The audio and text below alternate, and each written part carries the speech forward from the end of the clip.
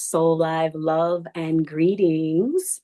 I have with me today a beautiful, beautiful, beautiful soul who is helping us in starting this series of unique origin stories and constellations, family constellations. And I wanted to be able to share some people that I'm inspired by and some of their works and their ways of being in the world as it relates to not only their origin story, but most specifically foster care and adoption and the weaving of those beautiful threads of life. So today I am welcoming my dear sister, new friend, and her name is Margaux Delotte-Bennett. Oh, I did it. This is tied This is into our totally origin fine. stories because immediately when I look at the You writing, said you weren't gonna look, I said I wasn't going to do it. and And it's I do the okay. French pronunciation and then of this, but this fits into our story. Yes. Anyways, she is the child of Jamaican immigrants and a mother through foster care and adoption. She has lived experience of othering, marginalization, struggle, and triumph. As a social work educator at Gallaudet University, I would have done it again with Yeah. the spelling. I would have made the French. I would have done that. Yeah. University and a therapist in private practice. These experiences influence her work. And welcome. Thank you. Thank you Thank for you so joining me. much. Thank you for I'm so joining me. happy to be joining you. This is very exciting Um, for me. Yay.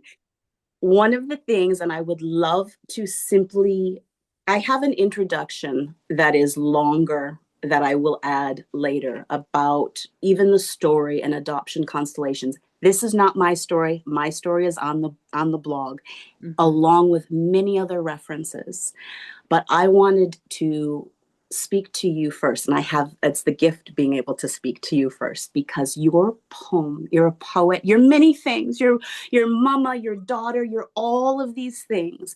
But it is your poem that through a mutual sister friend, a beautiful sister joy friend, that we connected. And it was your poem that spoke to me years ago. So even our Mm. connection, this is a weaving in its own, but it was your poem as and how you spoke about mothering and your the dance and the holding the paradox. And this is why I want people to be able to hear your story and connect with you with regard to how you can hold those paradoxes. You understand from your own experience and Right. who you be, how you be, what you've lived from your own origin story, but now also holding space for your beloved child who and the titles and the name, but it was the poem. And I would love it. I would love it if you feel to share it because I think everyone should hear it. And just so everyone knows, there will be links to the blog. It's called The Greatest Story Ever Told, is the story you Mhm. tell about yourself. Links, you will find all of that, including the poem. But would you be interested in sharing it? Does it feel good to start that Yes, way, or does it absolutely. feel better to Absolutely. add it later? Okay. It's perfect. Because Well, it's one thing I'll why. also say, it's National Poetry Writing Month, NaMoWriMo. So in the month of April, poets tend to try and write 30 poems in 30 days. And so I am attempting that feat myself. And so I'm going to share this poem that I wrote and maybe later on or right after, I'm not sure yet, I will share my poem that I wrote for NaNoWriMo this year just yesterday, which is similar themes. Beautiful. But this piece is called He Lets Me Know That He Misses Her. His birth mom, his first home, joint solace and burdensome muse. I am not afraid of these talks or my quote unquote place. The complicated truth we peruse as yet another holiday shines light on what is had and what is lost. Mother's Day comes at a high cost. It is hard for so many, mamas that loom in their absence, making hearts heavy when they finally do appear. Mothers just out of frame, out of touch, out of reach. My boy teaches me daily that our stories don't have to imprison. Talking about a thing doesn't need to be hard. Appreciating what is includes grieving what's been lost. As he settles his growing frame, yet again in the center of our bed, I give thanks for what I've been gifted and all the things we never leave unsaid.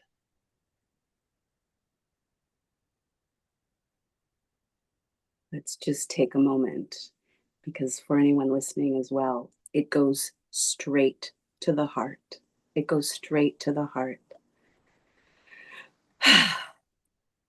I love it. I love it. And that is what reminded me in the midst of all of the stories and the journeys and people that I've met, not only within adoption, foster care, um, travels, all of that.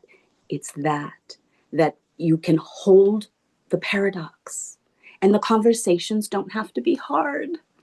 Yeah, they don't. And as we navigate in daily life. So Yeah.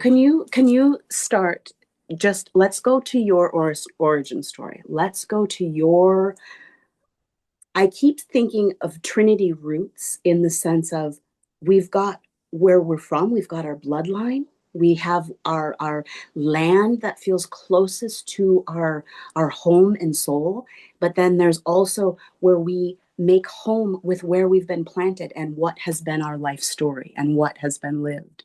So can we step back from that and talk about your origin story and what your experience in this world has been? Yes.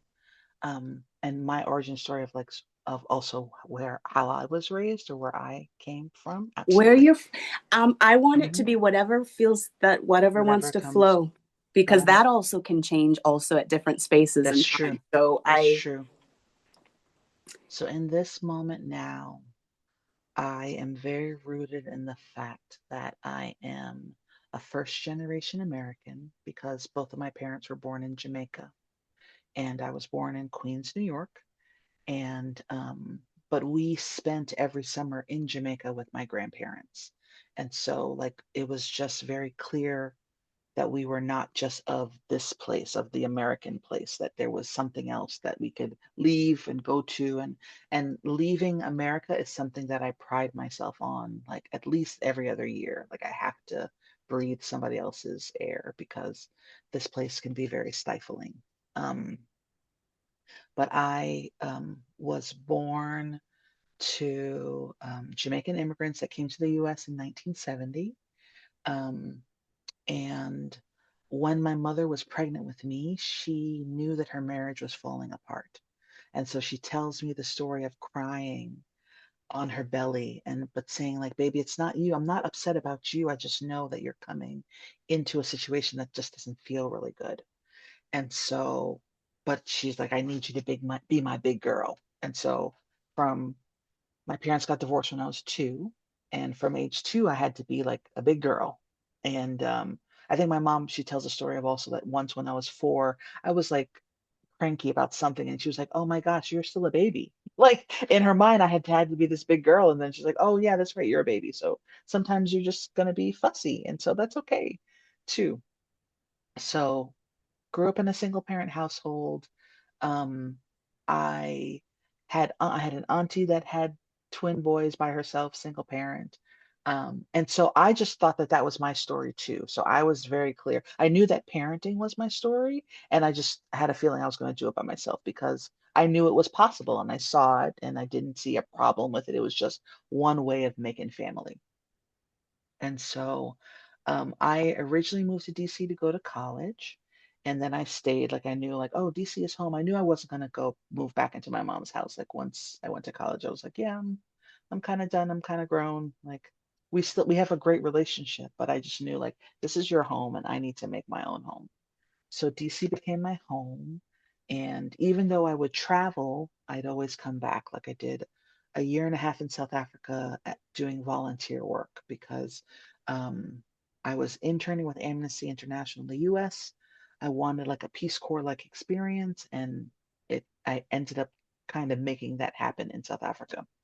And then like in I did grad school in DC, and I found out we could do international travel as a part of our grad internship. So I did an internship in India for 6 months. So, but I always knew I was coming back to DC because DC was home. So I lived very fully, and 40 came around and I still didn't have any babies. Like I didn't birth any babies. And I was like, okay, I think it might be time for me to start making my family. And so I was very clear. I was like, either I will do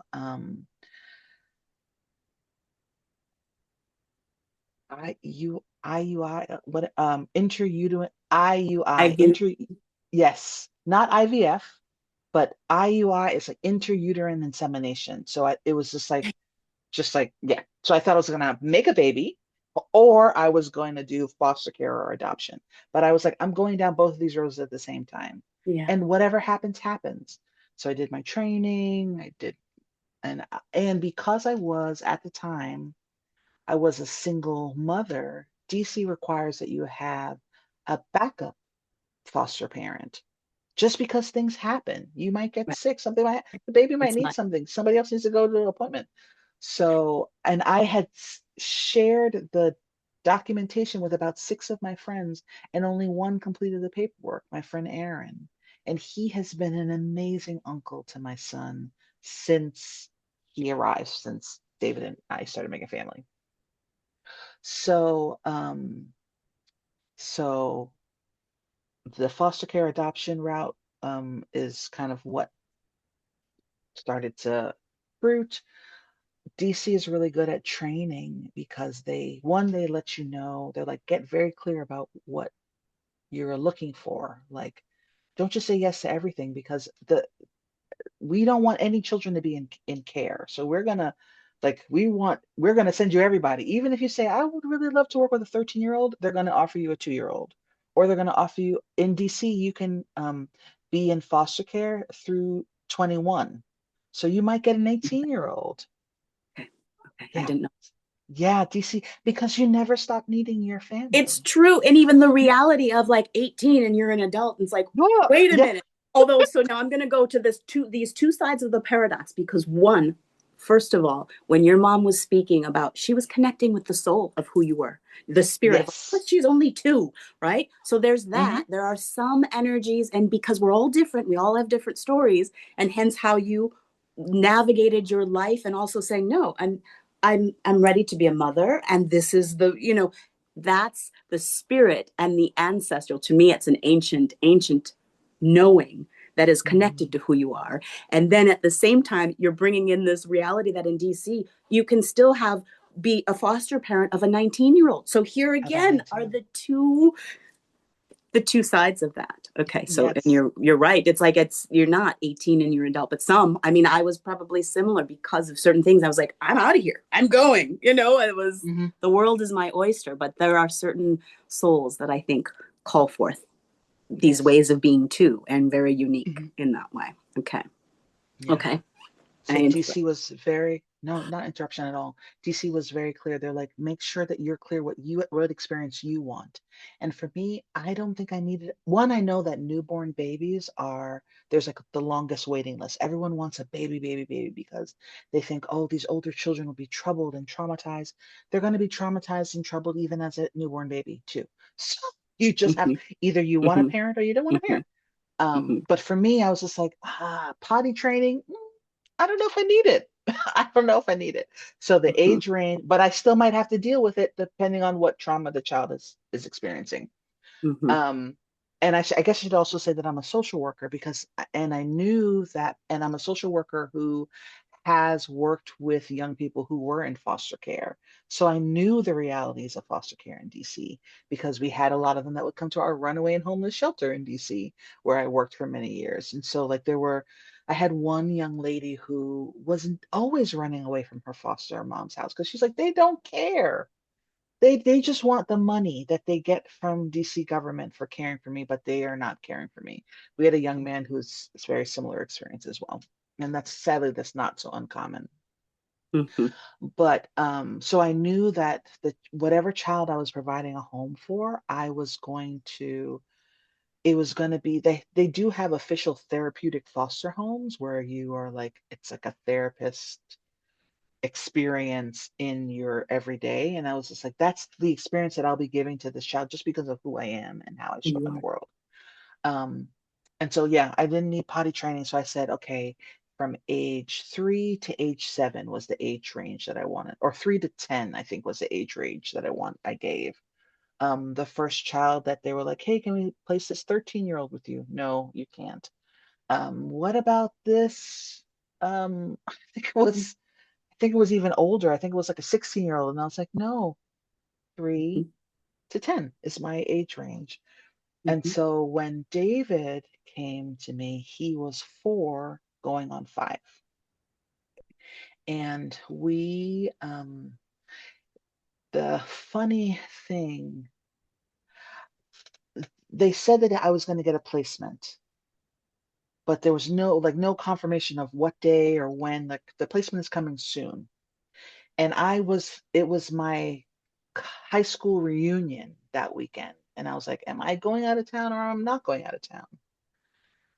Um, and I just didn't know. And then also the week after my high school reunion was through my relationship, my now husband, Rick, my bonus daughter now, Kyla, she was graduating from high school that week that David was placing. So I was like, oh, I'm trying to go to South Carolina to go to her graduation.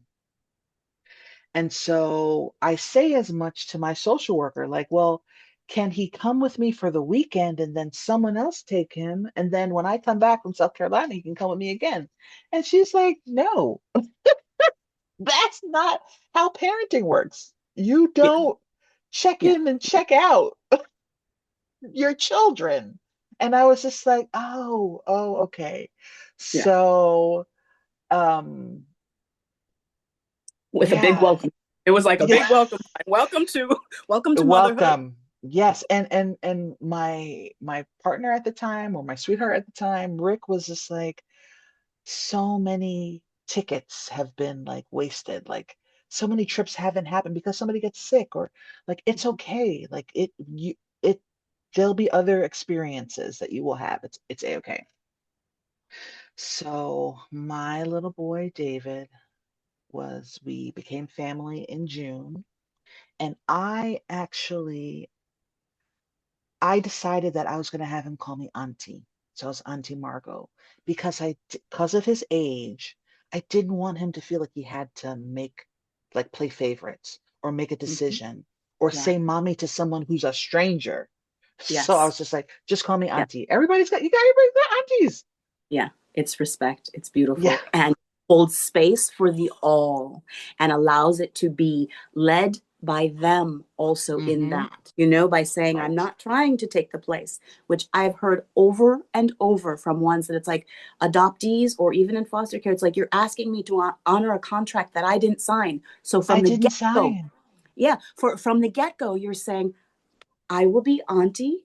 And you didn't make it be. And that's what some of the ones even running away from not even foster care or parents, they're like, they don't love me. This is not my home. So they already know by how it feels and how you Mm-hmm. chose to enter into that and say, okay, you can call me auntie, and then allow it to develop in that way. I so bow to the beauty that is you, because that, from all of the ones, and I've worked with so many, that there's this wound of like, you're placing me with strangers and saying that, okay, now you call me mom. It's like we're playing make believe here. What is this? We're playing make believe. You honored it from the beginning, which is again why I feel your story is so Mm-hmm. important.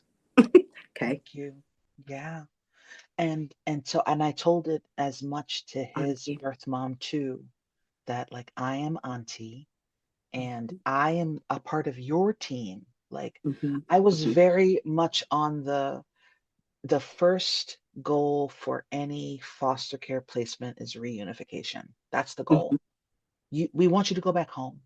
Say it again. Say it again for The all that are not first listening. Say it If again. you don't know this, your training should have told you the first Yes. goal of foster care is reunification. It's to give the birth family space and time to fix whatever it is that is Yep. going on that has led them to this rupture. Yeah. And so I was just like, I am on your team. Like, I want you to win. I am auntie. I'm not trying to take your place. I can't. It's not my Mhm. place. And I Yeah. remember his birth mom early on being like, oh, you're one of the good ones. Yeah. Yeah. And that's, oh my God, that was such a Exactly. gift Exactly. because she also was in foster care. Okay. She had lived experience of her own. Yeah. And so the fact that I wasn't trying to be anything other than who I was and how I was and honoring her role and her place, we could partner. We Beautiful. could partner. Yeah. Beautiful. And so, That's a yeah. really big piece. And I want to pause there for a second because whether it's foster care or adoption, it's making agreements that then also have to be lived in real time, in real reality in the family. And so the way that you held space for that and really said, I am an ally. I am not against. So usually in the sense of the ones that I've worked with in the sense of the adoption, there's been the other aspects where they're trying to take care of the parents' feelings. They're trying Mm, to, I want to give you this Disney version of what you're looking for, of like, even too, this is what we want. We want, and then at the end of the day, the child sitting there going, but wait a minute, all of this is being decided without having a conversation with me. And at any age, and that's one, I'm going to go back to your poem again, that we can have conversations. I'm not saying it right, but we can have hard conversations, but it doesn't have to be hard. You can have these conversations all the way, which you will be required to between birth, birth family, the children, like all of it. And at any stage, it can be a commercial or something that pops up and the child should be allowed to say, I'm missing this or that, and that there's a space for it. Because right. the ones that are trying to say that there will be no, oh, they don't have any issues, they don't have any, it's because they don't feel safe to have that conversation. They are not the safe Right. space for that conversation to be had.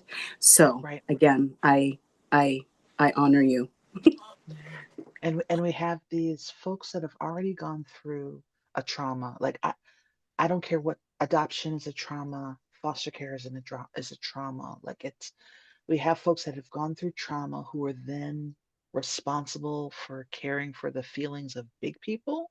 Right, That is rubbish. right. That is Or to that is not what it's supposed to Yeah, be. or to accept a narrative that it's like, okay, are we all just playing pretend? There was a woman that said that. She goes, I just felt like we were playing pretend. Like, okay, this is your mom. You call her mom, and then it's like you just, place this child in there, which again, everyone is doing the best that they can. But I also know that there is an intention that I have for the ones that are even coming into it now to Mhm. really sit down and have those conversations. Exactly also how you said, no, wait a minute. I'm clear on what I have the capacity for. I want between this age and this age. And in that, being clear and then not also the the sending back. I'm glad you didn't go on your trip and then then bring them back and then whatever. But That it's would like have been crazy. there's also things in that are it's important, very important. Yes. I had to learn that. I had to learn that. Um, and so it's interesting. I think there is something in the fact that David and I are both brown. Like there's a way in which people assume that he is my birth child. I also have a big belly. Just naturally, my family is big belly ladies. So everyone's like, oh, that's Dave. David left that belly on her. And I'm like, actually, he's adopted. Oh, or like it's just interesting. Like Somebody has really said that to you? No. not as much. They haven't said Oh, it, but okay. that's the feeling I that was I picturing get. that in real time of like, are No, you no, no. kidding? I But no, there's always an assumption that he is my birth child. I think because we're okay. both brown. Like there's a way in which that when adopted or foster children have share ethnicity or Yeah. facial structure, anything like there's a way that we just make everybody we just uncomplicate everyone's very complicated lives because it's easier for us to just keep on walking if we just take away all the nuance and all of the, the different ways that we can make family. Hmm. I do notice that there's just times when it's almost like I was asking David about this yesterday because we were at the doctor's office and he started talking about, well, my birth mom and birth dad and da, da, da. I'm like, it's interesting that the it's almost like the conversation bubbles up most when we're in a doctor's office. And Mhm. I'm not, and I was trying to be curious about it. Like, tell me more about that. Have you noticed that? And he's just like, no, just I feel like talking about it. Mhm. It was just an interesting thing that I noticed. Or Mm, an imprint. I want to speak to that because I have had in my life, so I say even the journey for my own adoption story and all of it, always comes in pieces. I have had different experiences in all kinds of different settings, but it'll bring something up. And so the fact that it came up and you're like, well, why does this seem to come up then? I remember being in, I was after I had my son, I was in Indonesia after traveling, and I was doing work that I do now. Um, it's like a womb surround. And the women that were holding the space, because you go in to also retrieve if there's anything that is lost from your own birth or pieces in that way. And I remember, and I'm so at the time 29, and I remember sitting there, maybe I was 30, and it was a therapeutic, metaphysical session. But even as they sat down and they were reading the questionnaire that I filled out, and there were two women, beautiful souls, beautiful, amazing work. But as they were looking at the file and they were consulting and they were looking at it, and I remember I got mad and I went, there is not anything that you will find out from that piece of paper that you will not find out from me directly. Do you know? Like and I mm, sat there, and then she looked at me. I'm like, we're already in it, aren't we? Like, meaning this is already happening.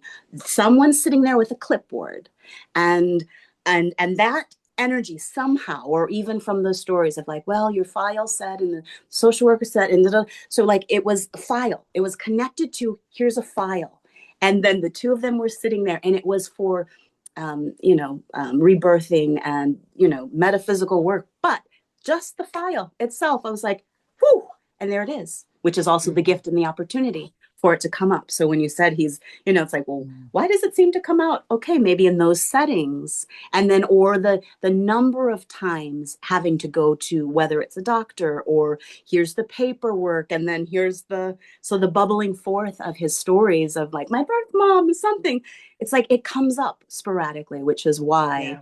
I also so honor and through out our lives and however that plays. So the fact that just yesterday being at the doctor and then his and then also there's a is this a good time for the poem to come in? For the second poem, yes, the poem Okay. about that experience. Okay. I'm gonna Uh, you will you I am right here. I have to grab my charger.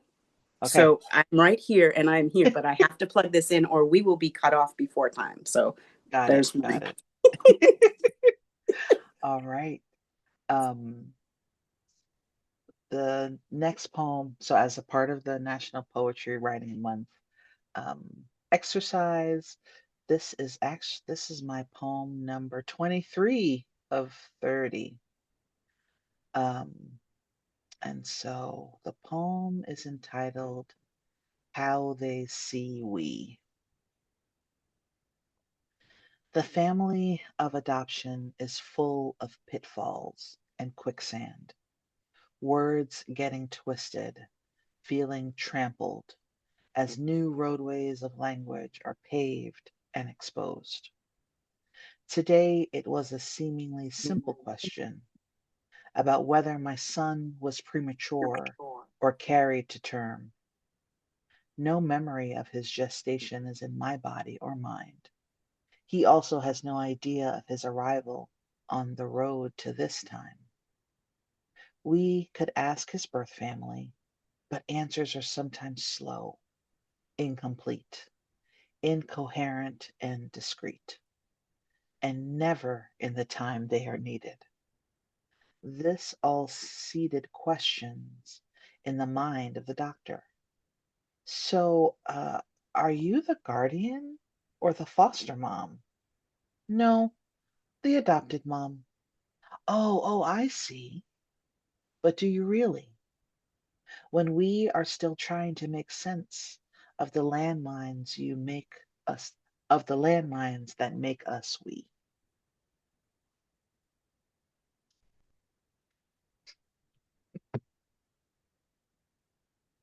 That was yesterday's experience. And I did find out that he was carried to term, but this morning, after like I got the message after we long left the doctor's office, we did send it to his um, birth father to get to get that answer.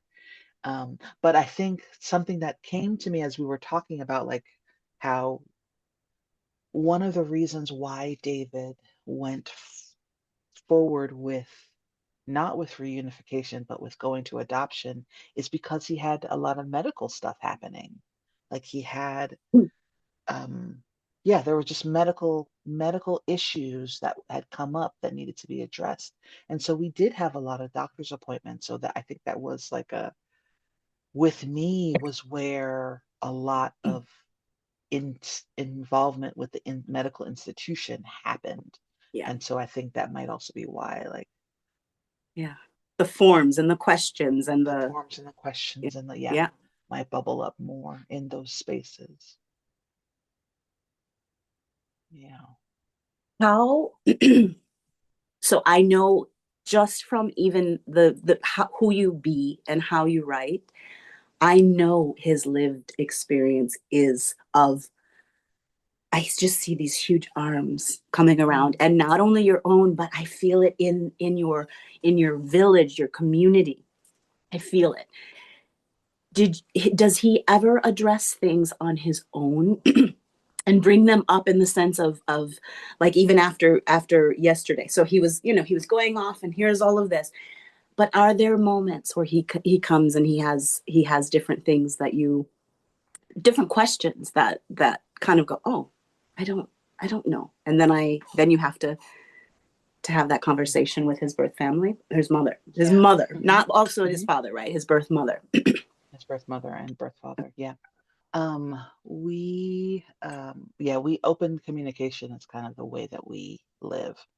And he has lots of aunties and uncles that, so there's some things that he will bring to them that he won't bring to me. Some things he'll bring to Mm-hmm. me that he won't bring to them. Um, but yeah, generally we like whatever questions he has, we kind of to make our time and find the answers for them. He's going to be 13 this fall, and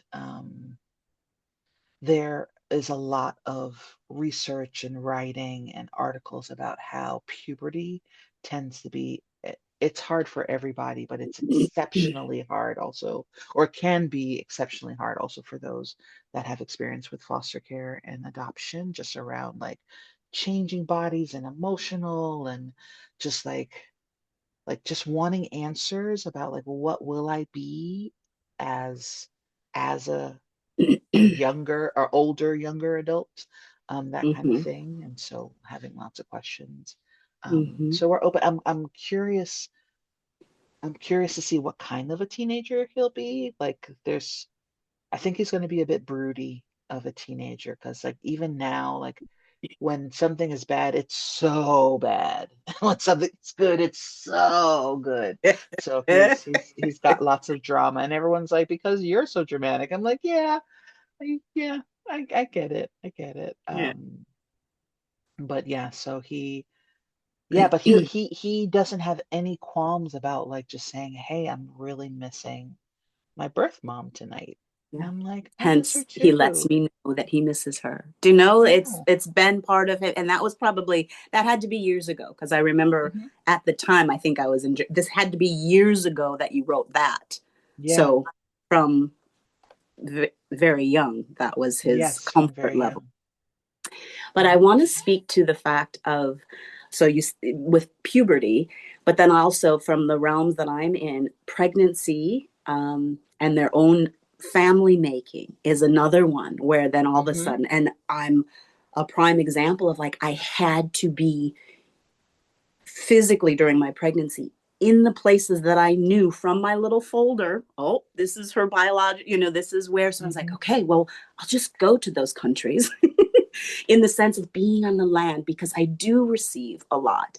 And so even as you're speaking about him, the ancestors, the bloodline, it's next to them. So in the sense of the imprints that we receive from our families and who we live with in our upbringing, but there are so many things that I just know are a part of my lineage. And because I was kind of taken down that path in the sense of exploring it, that even if you don't have details, there are things literally through dreams, through different rituals that all of a sudden it's like it just starts popping up, or traits, personality, different things. It's amazing, and it's a lot of fun to kind of explore that, and then to feel that they can explore that without there being um, a negative. So I mean, I think I waited until obviously my pregnancy. It was that, but it was something that was, it just felt normal. And even now, so we did talk about this, but my son's birthday is today. He's 21,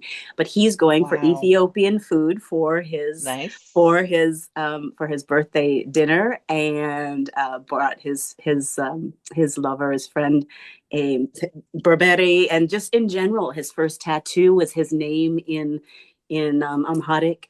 And so even that, even those imprints, he was in my womb in these Hmm. places as I was on that vision quest. So the ancestor line, obviously, he's my biological child, but there's things that I didn't have that, but I Hmm. found that weaving through how I lived my life, which is why I love these stories and shares about our constellations in that way, because you can do all you want. I don't care if it's religion or all of these different things.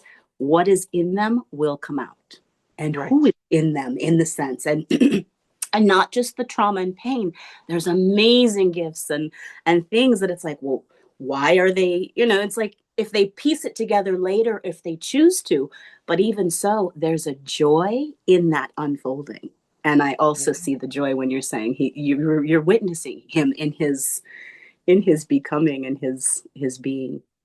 And Yeah. it's, I think we get to have all. That's why I think it's also, when I say Trinity roots, we have our mother line, our father line, but we also have what shapes us and who shapes us and the lands and the experiences. So to me, there's such a really beautiful trinity that comes into play with regards to ourselves, our kids, and the stories we live.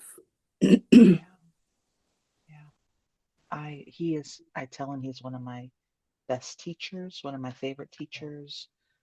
I tell him I'm so happy that he gave me the title of mommy. Like I really wanted to be a mommy, but he's the one that actually made me a mommy. So I thank him for Mhm. that. We, yeah, he and I have a very loving, caring relationship, and he's a great travel companion too. Like we've done Yeah, some traveling, just the two of us.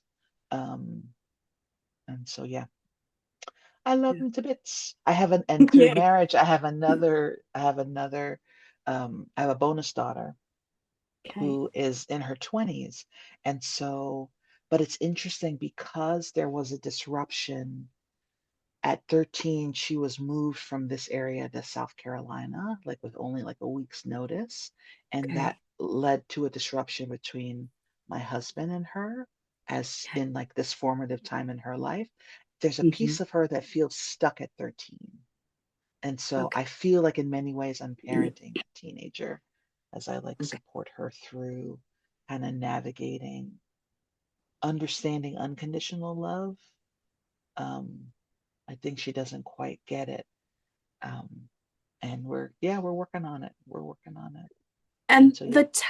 the tests of that, and one of the things that I also, in the people that I get to walk with, as with midwifery or some of the other things that I work with, it can happen at any stage. Like there's things that come out and you don't know. It's like you just literally show up, and it's whatever is going on in Hmm. real life and how that is navigated. And I don't think there is any one way, but I see even in your being, okay, now what? How do we how do we navigate? It's like the ability, and I'm going back to already even where we started, when your mom's like, oh, she's only two, that the wisdom and the ancient, the ones that are walking with you as you are like, okay, we got this. Oh, okay, she's just going to need this. Or she's, you know what I mean? I just see an amazing being capable of holding the complexity, of holding all of it. And that is family. This is where I think some people in whether it's adoption, foster care, if there's not if they're creating from a fantasy and they're trying to insert a real live human being who is not following a script, who is literally Right. being all truthful and honest in whatever's going on in their own being with regard to their story. And then the layers that happen. Because now I will say that there was I do it once a year as far as kind of just circling back to the adoption piece. And then I check myself as well, like, okay, are there things that are unhealed, or if, you know, if it doesn't just pop up randomly. And there was another man who was probably, I'm 50, so he was maybe, I would say, 10, 15 years older than me. So a different generation of adoption and foster care too. And at the end of this conversation, which was a whole group, all, you know, foster care adoptees in different constellations, and he and I both ended the call together after like all of these connections. And we both just looked at each other and laughed. We smiled and laughed because where we were at in the journey itself was of wholeness and acceptance, and also seeing the reality. So even for mothers and fathers to not also in the sense of like, okay, we're all figuring it out as we go. So there's also a side where we can see different things of, yes, it would have ideally been better, but it wasn't. If it could have been, it would have been, but it wasn't. This is what it is. And Right. then, and so he and I, at the end of the conversation, we connected on joy of like that. It's like, because again, we honor all the stages, and I still will go through different things, but I don't stay too long. And so even when you mentioned your I'm still going to call your daughter. My Um, daughter. yeah. So this is where too. I've never done that. Even with my son, who is all of his. We say it's like Mama Heather, his dad's wife. It's always Mama, or from Indonesia. Everyone is Mama, and everyone is Papa. It's just what it is, or how you said Auntie. You know, and it's like it's Mm-hmm. just what it is. But I really love that right before my 50th birthday, I got to end this call, and then all of these different people at different stages of processing their origins, and then having him and we just laughed. He goes, you don't seem bothered. I'm like, because this is my story. It's my life. And I feel at peace and okay with all that is, in the sense of it's my story, and it isn't necessarily something that is crippling for life. So I do wish for some to see that as well, that it doesn't Yeah. have to be a life sentence. It doesn't have to be. And yet, for maybe a 13-year-old or one who's in it, it can be, this is, you know, so this is where, again, so now bring in Right. bring in hormones, bring in all these different aspects and how the emotions that are going through, but then also it's the end of the world. Yes. The end of the world Absolutely. as we know it, and honoring each stage. And I absolutely love how you hold space and your being and your light and your energy that you bring to all to all of us. Thank you. Thank you. I am in my master's of social work program. I had a professor who herself was an adoptive mom, and she taught an amazing class on adoption. Amazing class that I still like refer to the resources and the books that she gave us during that class. And I remember bringing to the class the knowing that like there at the time I had happened upon somebody's, I think it was like an online zine, these two Southeast Asian women who were like, we were stolen. Like our white parents bought us and were pissed about it. And Yeah. so like the teacher didn't know that anybody had voiced that opinion. And I was just like, you are under a rock that if you think everybody who is in this experience of foster or adoption thinks that it's the best thing since sliced bread, it's not true. And so I Mhm. remember like that class and that experience and like what I have happened upon has allowed me to know that one, you just have to be in whatever experience the person has. Like Mhm. let them tell you what it's like or how it was or where they are or what they understand it to be. Um, but also that it is this is such a big thing. Like it's not a small thing. Mhm. You know, family making is never a light thing. Like it happens all the time. It Mhm. happens, you know, I think it's like 50% of pregnancies are unplanned, like something like some huge number like that. And so we know Yeah. it's not something trivial, but we can't trivialize it even more, like just because it's not how you expected it to happen, or Mhm. or how Mhm. people are showing up in their lives. That's one thing I wanted to say. Another thing that comes to mind is I'm remembering. So my little boy came to me at 4, about to be 5, and there were times when he was so enraged. And I think that rage isn't something that we give enough space to. Mhm. Mhm. Um, yeah, I think I think Black people aren't allowed to feel rage. Everybody else can be enraged and upset and call so and so, but I think Black people aren't always allowed to feel rage. And I remembered, I was like, I have to figure out how to hold space for this, but also not to just watch him come undone Mhm. because he is raging like this. And so that was one of the dances that we had to figure out, right? How do I create space for you to feel this anger, which is all justified, Mhm. but also to make it not consume you. It's very important. And this is where I'll just share this little piece. And because you said also because of um, Africans maybe not being allowed, like having to curtail and not express that. When my son was the first years in Bali, I was still serving as a womb shaman in all of the ways.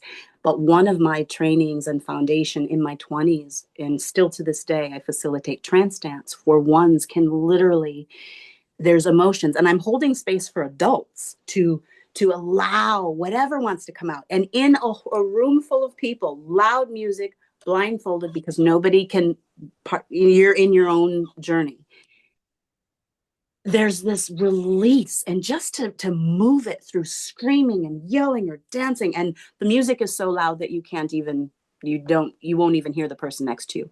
But my Hmm. son, when he was little, because we were in a culture, and Bali's beautiful, it was amazing for his landing, but they, a lot of times it's pacifying because there was so much love and so many mamas. And I remember telepathically, I remember, and that was our first communication in many ways. And I remember saying, okay, but you're eventually going to have to speak. They speak here. Come on. You're going to have to talk. Hmm. But I said he needed to rage. Like he was always being stopped from crying or like, oh, and distracted and something. And I Hmm. remember I had gotten home from a birth or somewhere in the village, and I remember saying, and I saw him and I saw his eyes, and I said he needs to trance. We took a trip. We went to not trance with music, but I brought him to a specific space in the land that really reminded me of Ethiopia. And it literally, it was in Indonesia, but from my experience and the energy that I felt in this place.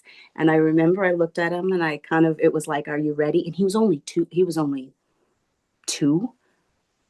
maybe 2, yeah, maybe 2, but I could see he needed to release. And I set him down by the tree and I sat there and I said, I'm right here and I'm not going anywhere. I used what I used from trance for holding space for adults, that of that. And all of a sudden he just, because there was nothing, he wasn't crying, he wasn't something. And he just looked at me and I was like, it was like giving permission to like, okay, here's the space. And there will not be your myriad of mamas who love you going, oh, no, no, no. And then trying. And he just released and was Hmm. screaming and something. And then all of a sudden he went, and I was like, okay, you're good. And it was between him and I, whereas like our family, they couldn't. There was no way he would be, and it wasn't leaving him. I was like, I'm right here. And I just held the space. And he was fantastic. So I knew at different phases throughout his journey too, when that Hmm. buildup or him you know, the smiling and all of the stuff and all of the different beings, that that space for rage is important. So for little ones, puberty, ourselves at any stage, as long as we allow it, it can move through as easily as breath. It can move through, but it's when it's, we keep pushing it. So yeah. Yeah. And then thinking, because that to me is also how will it sound? Because in the village and where we lived, it's like everyone here. So if he was crying, it was always, oh. And so I knew his lungs. And he's also a little African boy that has a different energy. So not the same as his Balinese brothers and sisters, a Mm, different right. frequency, that he needed that. And so I called forth the guardians of the land, the ancestors, and he just in the tree, and he was held, and he just, and as soon as he was, it was maybe 10 minutes, and he just released, and that rage was a beautiful thing. Yeah. So Mm, I think we're close to our time. I thank you. I thank you. I do want, for ones that are listening to this, there's an introduction that is longer, from me, about the context and my intention of having these conversations about origin stories. But all of the links to, the poem, well, the one poem, so not the poem that you wrote yesterday, but right. your work, for ones to be able to contact you, because I also think, as it pertains to therapy and work in those ways, it makes so much difference to have ones who actually understand the complexities. And so Yeah. this is why, for me, I mean, your photo, your link, all of it is there for people to be able to contact you. And there's many resources. This is why also, in the sense of the storytelling, there's Mhm. some amazing stories, but there's also the fact that there's big business and white privilege connected to IVF and parenting and stolen babies. There's a whole lot, a whole lot. And there are so many links and resources on the blog. The greatest story ever told is the one we tell about ourselves. And we continue to change that story as we continue to grow and get to add, you know, this is why I love that you're doing, well, the writer. I'm not a writer, I'm a speaker, but I'm not a writer. So I bow Okay. when I read, and I'm a reader, so in it, Hmm. and I'm like, when I read, whether it's poetry or books, and I'm like, look at how they can bring those words from the ethers and bring it down, and then it lands straight Mm, to the womb and to the heart in so many ways. So I'm so grateful for who you be, the space that you hold, and I look joyward also to, outside of these realms, our sisterhood in the ways that we get to know one another as well. I appreciate it. This has Is been there, lovely. yeah, is there anything else that I missed that feels like it wants to come through? Nope, It's I being think mindful that's of the it. time, because Yes. you've generously given of your space and time in these moments. So I'm so grateful. And so, yeah. Yay. Yeah, no, I'm Thank good. you for you. Thank you. Thank you. And yeah, there's no wrong way to have a life. There's no wrong way. And so, however it happens, however it unfolds, we just have to keep on living. Um, Mhm. I have a friend that says, stop shoulding on yourself. There's no should.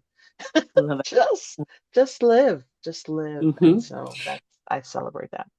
And we live our way into it. We do. It's like we just simply are living our way into all of the moments. And there's a lot of beauty, and there's all of the things, and grief, and all of it. And we allow space. We allow it, because what else are we going to do? Suppress it? That's not Ignore it? helpful.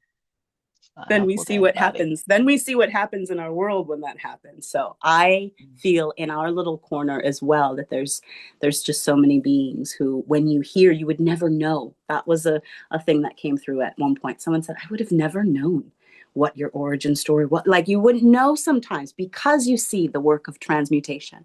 You see all that has gone into healing and holding and being able to walk fully in all of who you be and show up every day. It's big. It's big. It's big. Thank you. Thank you so Thank you. much. Thank you for listening to A Sojourner's Truth podcast. It's my purest pleasure to share my sojourn with you. To learn more about the services and the offerings I share with our global community, please visit asojournerstruth.me.